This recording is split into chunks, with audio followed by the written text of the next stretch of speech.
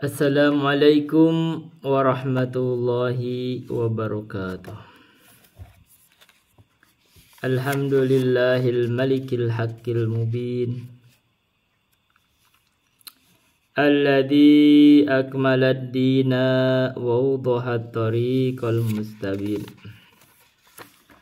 Wa asyhadu an la ilaha illallah wahdahu la syarikalah, syahadatan yarjul muwahhidu bihan najata yaumaddin. Wa asyhadu anna Muhammadan abduhu wa rasuluh, sayyidul anbiya'i wal mursalin wa ala alihi wa sahbihi wa man tabi'ahum bi ihsanin ila yaumiddin. Amma ba'du. Hadirin rahimani wa rahimakumullah, para penyimak pelajaran ilmiah di channel Mamat Rohimat ini, channel yang kita khususkan untuk mengkaji ilmu-ilmu, berbagi pengetahuan. Semoga channel ini adalah channel yang bermanfaat untuk semuanya.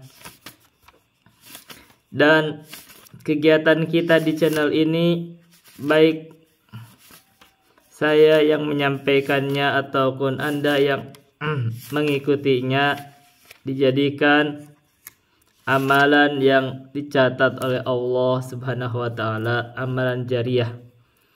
Amalan jariah yang bakal mengalir kepada kita walaupun kita sudah meninggal dunia. Kita akan lanjutkan membahas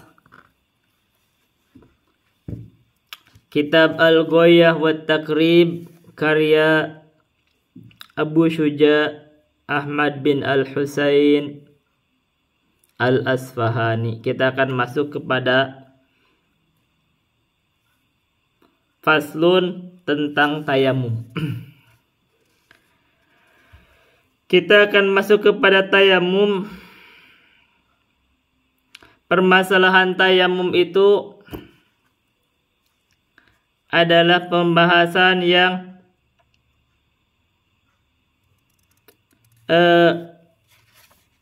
dibahas di dalam Al-Quran. Yang kemarin kita sebut itu adalah tentang tayamum. Jadi kalau tidak ada air kita tayamum. Ya ayyuhalladzina amanu idza kumtum ilas salati faghsilu wujuhakum aydiyakum ilal marafiqi wamsahu biru'usikum arjulakum ilal ka'bain. Itu tentang wudu. Wa in kuntum junuba fatahharu. Kalau kamu junub, bersuci, maksudnya mandi wajib. Jadi ayat ini pertama kita berbicara tentang wudu. Karena perintahnya ya ayyuhalladzina amanu idza kumtum ilas salati.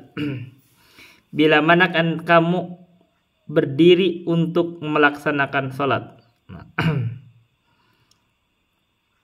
Nah, di sini baru takwil kemarin pernah dibahas bahwa bila mana kamu bermaksud untuk berdiri. Jadi ini bersuci itu sebelum berdirinya.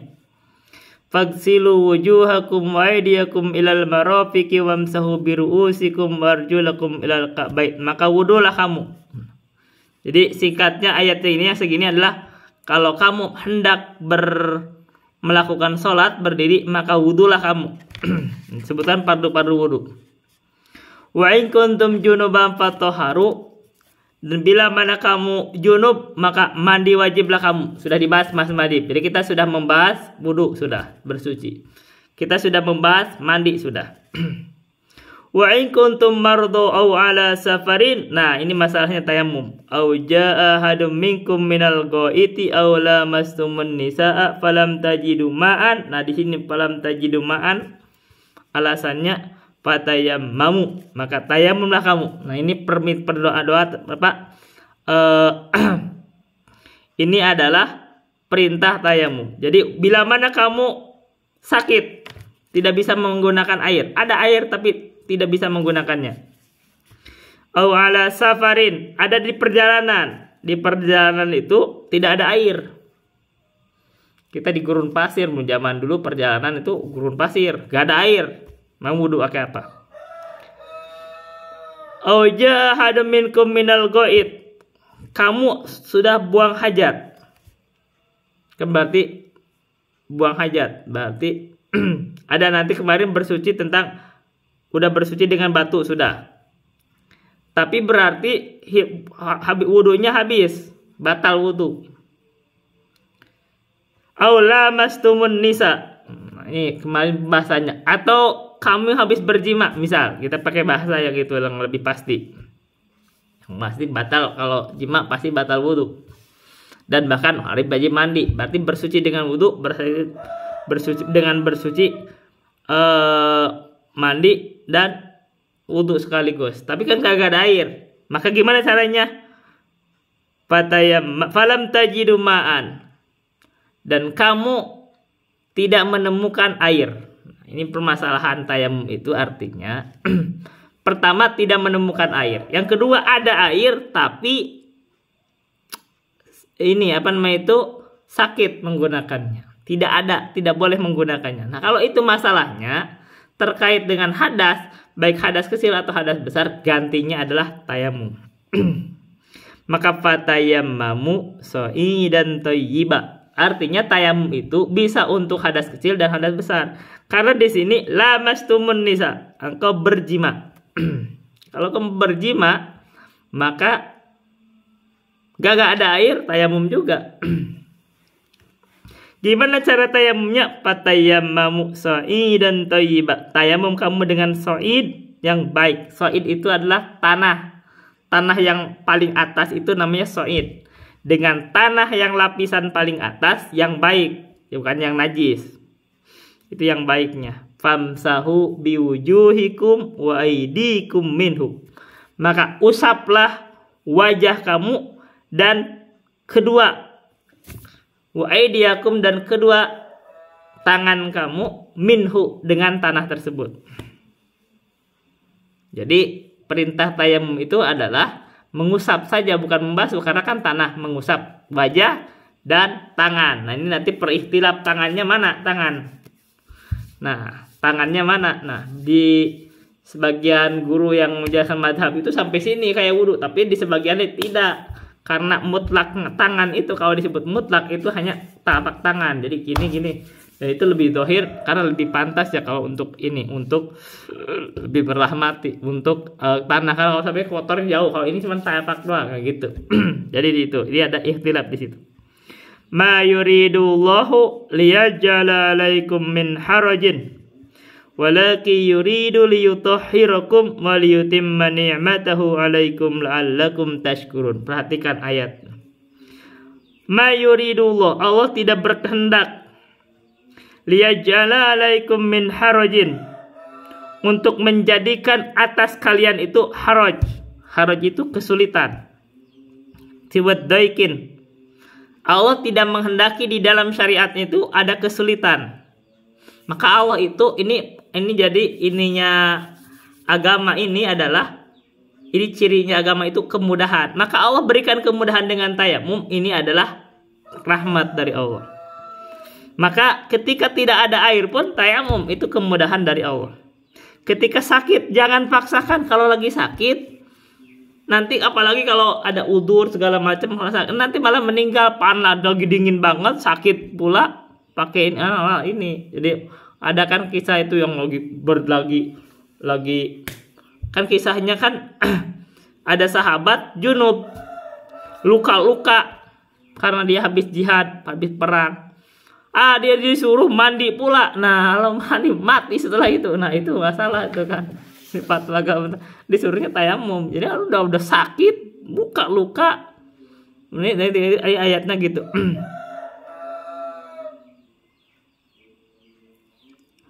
Jadi ini adalah ayat tayamum di dalam ulumul Quran. Itu turunnya itu adalah ketika safar, was-safari ka ayatit tayammumi maidatin bidati jaisin fa'lami. Nah, disebutnya itu. Ini adalah ayat Maidah ini turunnya itu ketika safar. Maka ini safar sendiri ini adalah kesulitan. Dan ketika safar kagak ada air, maka Allah mudahkan dengan syariatkan tayamum, yaitu bentuk rahmat. Ka ayatit tayamum ma'idatin bidati jaisin fa'alami. Ini katanya ayat tayamum ini itu surat Al-Maidah yang ayat nomor 6 ini itu adalah di tepatnya di dati jais. Jadi ketika para sahabat itu menurut salah satu yang saya sampaikan itu adalah ketika habis jihad itu akhirnya diberikan rukhsah dengan tayamum. Tayamum ini adalah pengganti sebenarnya rukhsah. Jadi ketika tidak ada air atau sakit tayamum. Terus walaki yuridu liyutahhirakum, tetapi Allah menghendaki untuk mensucikan kalian, maka disucikan. Jadi kalaupun tidak ada air pun disucikan dengan tayamum. Waliyutimma ni'matahu, dan untuk menyempurnakan nikmatnya atas kalian alaikum. Maka ayat tayamum ini, syariat tayamum itu untuk kesempurnaan nikmat kita dalam beragama, diberikan kemudahan. Ini bahkan yang sakit tidak perlu khawatir, masih bisa dilakukan ibadah dengan tayamum. La'allakum tashkurun, nih perintahnya, supaya kalian itu bersyukur. Jadi ini ayat, seperti ayat tayamum ini, kesempurnaan agama kita, supaya kita itu bersyukur bahwa Allah itu memudahkan agama. Kita melanjutkan ke pembahasan kitab Al-Ghaya wa Taqrib. Apa syaratnya? Wa syaraitu tayammumi khamsatu asya. Syarat tayamum itu ada 5 perkara. 1. Wujudul udri bisafarin au maradin. Adanya udzur menggunakan air karena safar atau sakit.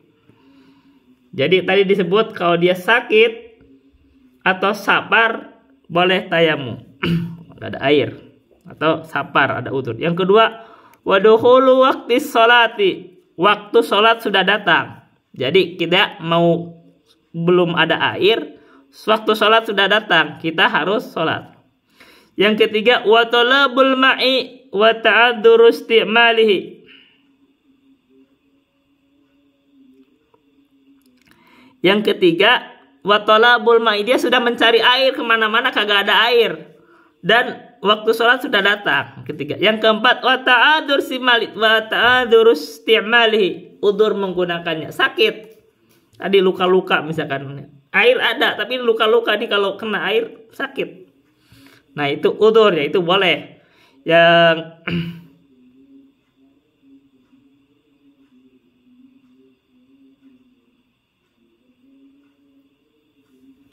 wa wajuhu ba'da talabi, air tidak ditemukan setelah dicari.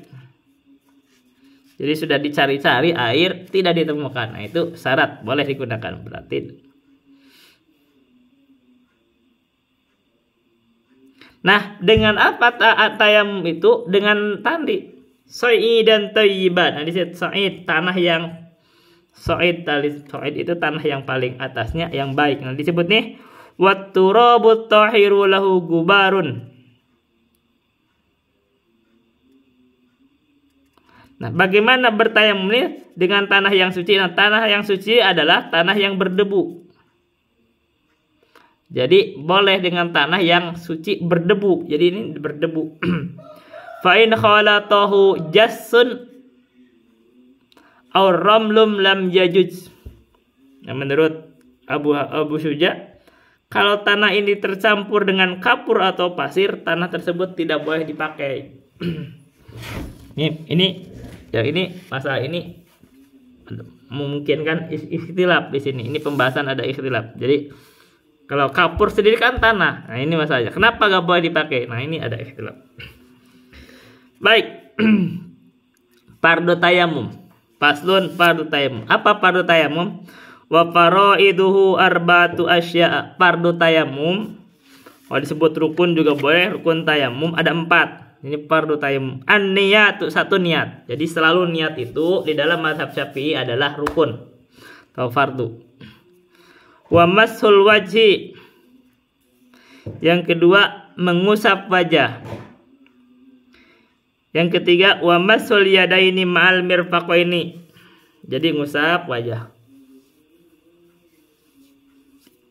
Yang ketiga, wa mashul yadaini mal mirfaqaini, mengusap tangan sampai siku. Nah, ini di dalam mazhab Syafi'i itu sampai gini, ceritanya tetap sampai siku. Tapi di mazhab lain itu tidak. Jadi hanya telapak aja karena mutlaknya itu tangan. Tangan itulah telapak tangan. Jadi ini ikhtilaf, letak ikhtilaf. Nah, ini perlu didetailkan. Hanya saja memang yang menurut yang merojihkan dengan hanya telapak tangan itu kalau disebut dua tangan itu adalah hanya telapak tangan. Buktinya adalah ketika memotong kalau orang mencuri disebutnya faqta'u aydiyahum. Kalau ada yang mencuri apa ininya? Suruh potong tangan. Sampai mana potong tangan? Apa sampai siku? Tidak, cuma sampai sini. Nah, berarti tangan itu kalau dibuat mutlak di dalam dalil dan ini kuat itu hanya telapak tangan. Hanya sampai telapak sampai ini. Sebutnya itu sampai sini. Itu itulah telapak. Ini kalau di mutlak, tapi di mazhab sampai sini. Jadi selalu kayak wudu gitu. Padahal ini beda. Tayamum sama wudu beda karena kalau ini jadi banyak kan itu kotornya. Dan itu kalau sampai cuma telapak tangan itu kan tidak terlalu kotor. Jadi di sini menurut yang mentarjih ya guru-guru kami mentarjih ini itu dan saya cenderung juga sebenarnya itu ada cenderung bagus. Itu alasannya. Itu buktinya adalah ketika orang mencuri disuruh potong tangannya, mana yang dipotong? Tidak sampai siku. Nah, itu berarti tangan kalau dibuat mutlak itu hanya telapak tangan. Ini pembahasan karena itu kita gak boleh fanatik mazhab itu begitu. Kita harus lihat mazhab lain, lihat dalil, oh ternyata ada satu wujuh yang kuat. Yang keempat, tartib. Jadi harus tartib. Mengerjakannya tartib. Nah, di sini kalau di sini disatakan adalah wajah dulu baru tangan. Kalau berdasarkan ayatnya famsahu wujuhakum wa aydiyakum. Famsahu biwujuhikum wa aydikum minhu. Nah, jadi kalau kita wajah dulu kemudian tangan itu lebih bagus. Tapi menurut sebagian penjelasan guru, kalau usul tayamum tangan dulu sama wajah juga gak apa-apa itu. Yang diinginkan ini jadi ikhtilaf, kita sampaikan beberapa itu. Artinya kalau kita disampaikan beberapa ikhtilaf supaya kita itu tidak fanatik. Tapi nggak apa-apa, kita ikut sini nggak masalah, bagus. Mau diusap sampai siku boleh, nggak masalah. Kita kan itu mazhab Syafi'i, kita udah sampaikan makanya baca. Tapi kita sampaikan pendapat lain supaya kalau ada orang yang begitu kita tidak mencela gitu. Jadi kita tidak merasa benar sendiri. Baik, kita bacakan sunnah tayamum. Wasunanuhu salah satu asya'a. Sunnah tayamum itu ada 3. 1, at-tasmiyatu, membaca bismillah. Jadi selalu ketika memulai itu bismillah. Berikutnya wa taqdimul yumna 'alal yusra. Mendahulukan bagian tangan, bagian yang kanan, berarti tangan di atas bagian yang kiri. Jadi yang kanan dulu, jadi tangan kanan dulu sebelum tangan kiri. Wal muwalatu, dan terus-terusan. Jadi jangan lama gitu. Sekarang apa yang membatalkan tayamum? Fasun mubtilatut tayammum, yang membatalkan tayamum apa? Walladzi yubtilut tayammuma salasatu asya'a. Perkara yang membatalkan tayamum ada 3. 1, ma'abtalal wudu'a. Apa saja yang membatalkan wudu maka batal tayamum. Apa yang membatalkan wudu? Sudah dibahas belum? Pembatal wudu sudah dibahas kemarin 5 perkara. Sudah dibahas. Kita dirujuk lagi ke video sebelumnya, penjelasan sebelumnya. Silakan. Ada pembatal wudu. Yang kedua, wa ru'yatul ma'i fi ghairi waqti sholati.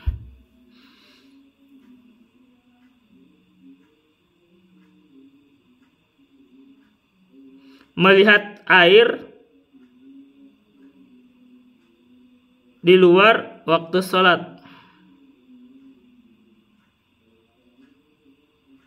Nah, melihat air di luar waktu sholat. Jadi melihat air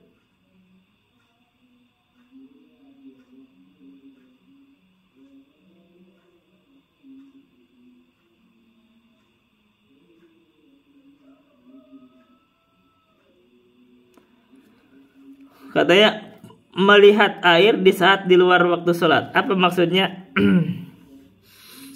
Nah, coba kita baca sini. Oke, baca itu dulu. Yang ketiga adalah murtad.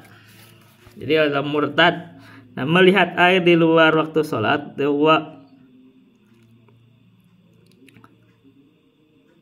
Bahasa lain kalau di dalam naskah lain adalah adanya air fi ghairi waktu sholat. Fiman tayammama li faqdil ma'i. Jadi kalau orang itu tayamum karena tidak ada air, summa rawal al-ma'a, terus dia melihat air, jadi dia sholatnya belum. Jadi maksudnya fi ghairi waktu sholat itu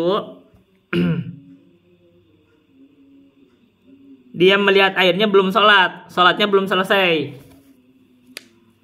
dia belum sholat.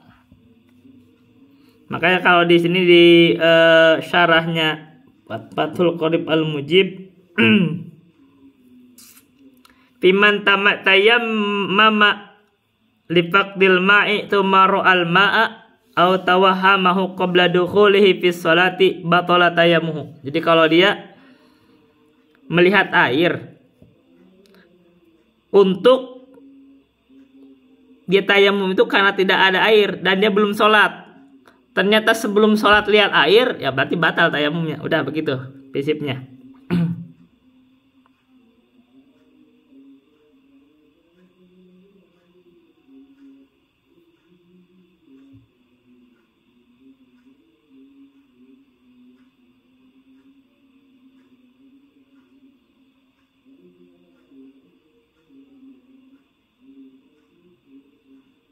Sudah itu aja dulu. Kita lanjutkan membahas wasahibul jabair yamsahu 'alaiha.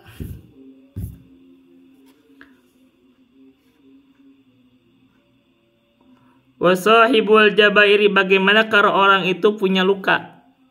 Wasahibul jabair, orang yang mengenakan balutan, mengenakan perban, yamsahu 'alaiha, boleh dia mengusap di atasnya, wa yatayammamu wa yusolli, bertayamum dan mengerjakan sholat.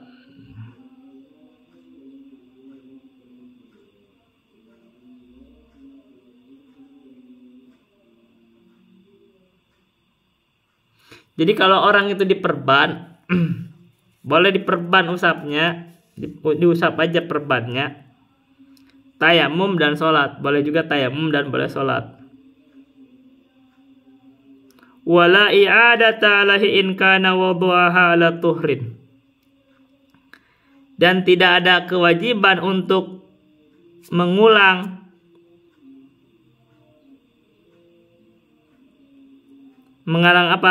mengulang untuk itu, mengusap itu, mengusap balutan tersebut selama mengenakan balutan tersebut dalam keadaan suci.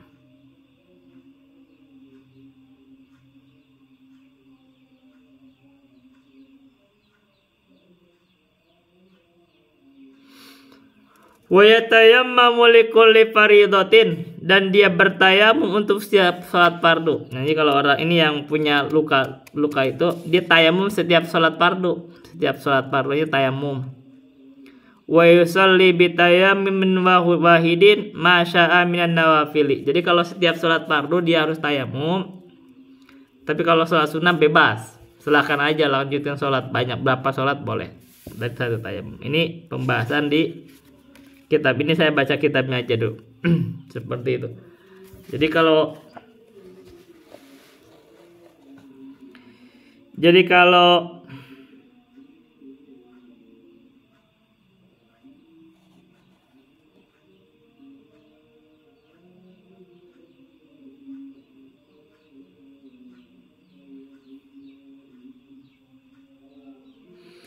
boleh kalau nanti disebutnya wayam sahu alaiha bil ma'i.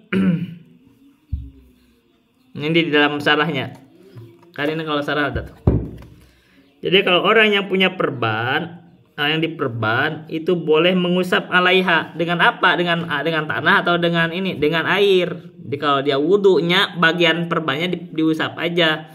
Bagian yang kena perbannya, misalkan anggota wudu, kalau bagian perbannya diusap boleh, asal suci.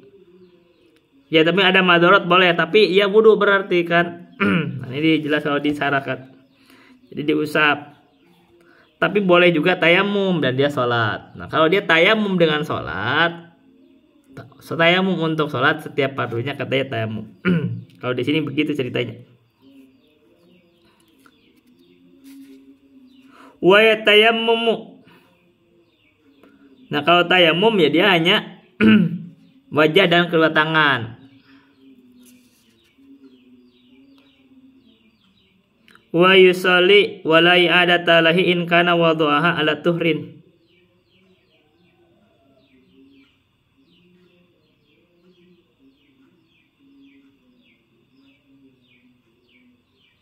Nah, ini kalau i'adata ini adalah di sini dan dia sholat dan tidak mengulang atasnya kecuali ketika dia meletakkannya di atas kursi suci.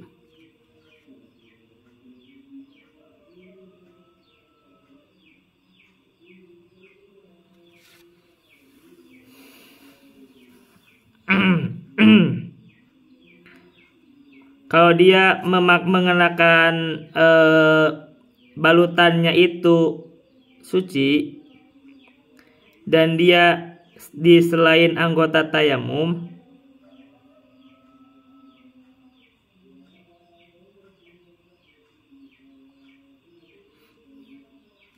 nah ini kata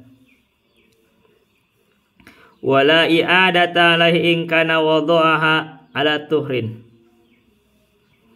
Nah katanya wakanat fi ghairi adha'it tayammumi. Jadi di sini kalau di dalam syarahnya kalau balutannya di selain anggota tayamum,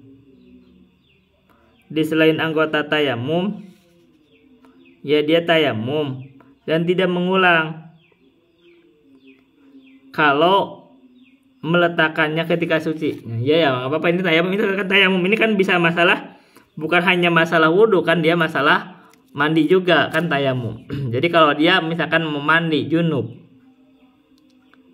terus dia luka kena balutan, nah dia tayamum, dipakai tayamum, tapi pada saat mengusap membalutnya itu dia sedang suci, misalkan suci dari hadas besar, misalkan suci hadas besar kan dia kalau, dan dia bukan dalam anggota ini, dalam anggota bukan dalam tangannya gitu kan, bukan di anggota tayamum, maka dia tidak perlu mengulang. Kenapa? Karena dia suci pada saat membuat perbannya atau membalutnya suci, dan itu di luar anggota tayamum. Tapi ini katanya wa ila ada wa hada maqalahu an-Nawawi fi Rawdah. Ini katanya tuh. Tapi wa ila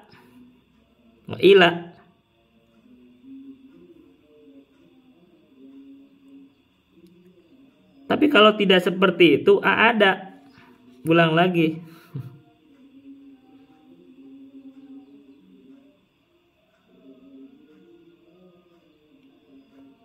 Nah ini dikatakan oleh Imam An-Nawawi di dalam Ar-Rawdah. Nah ini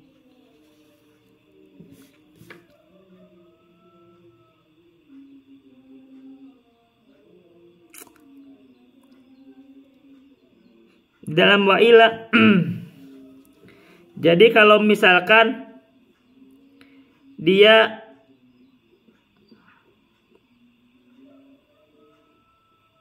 membalutnya gimana? Kalau dia membalut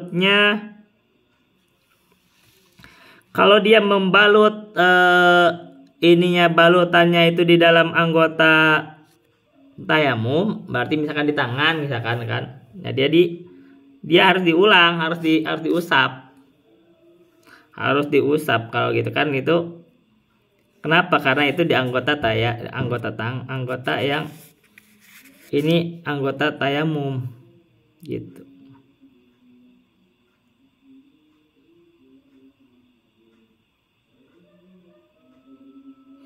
Cuma masalah ini adalah masalah ikhtilaf. Ini kan di sini disebut ikhtilaf.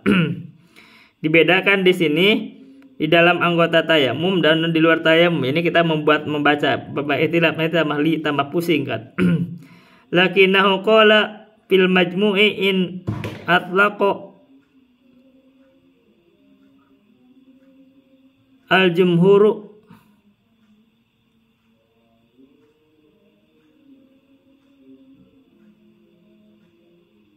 yaqtadi adamal farqi ay bainal a'dhaitayni wa ghairiha.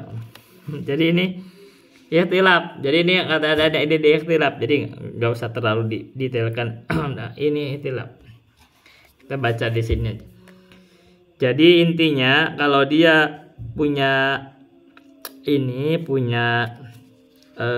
perban, maka boleh diusap ketika dia wudhu, tapi bagian yang diperbannya misalkan anggota wudhu diusap saja, itu boleh. Kenapa? Karena madorot dalam Al-Qur'an, dalam agama kan kemarin dibahas la doror wala diror. Terus boleh juga dia tayamum gitu. Ini intinya begitu. Dan boleh juga dia tayamum. Nah, ini aja. Dan kemudian dia sholat. Dan dia tidak perlu mengulangi. Tidak perlu mengulanginya kalau dia meletakkan balutan itu ketika suci.